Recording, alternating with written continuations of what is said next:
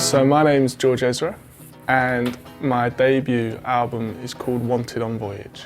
Which is cool, like the whole point of it is I wrote the majority of the album I wrote while I travelled around Europe. So you get this train ticket and it lasts a month and you can go anywhere, as long as it has a train station, for a month. And then I found out Wanted on Voyage, they used to write on people's luggage when boarding a boat, when you're travelling on a boat for weeks at a time.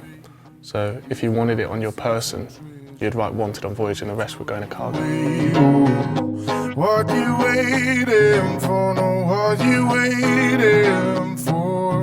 I think what it was when I first signed my record deal, it's like, oh, you need an album kind of thing, and you realise that, of course, to get how I saw it was to get 12 tracks that I'm going to put on a record, I'm going to need 3 times that many to make as many mistakes as I need to make and whatever. So, you know, I really had to start writing as much as I could.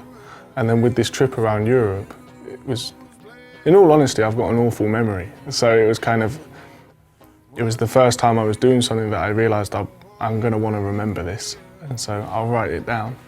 And it's really therapeutic, actually. Like it's one of those things, like reading, I kid myself that I read more than I actually do. Like in my head, I'm a big reader, but in reality, I don't actually get around to reading that much.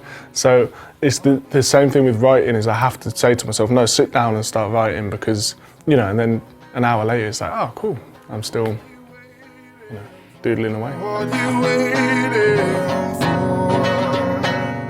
Well, there's writing, there's recording, and then there's performing. And I've got friends that much prefer recording. And although I like recording, there's something that feels quite,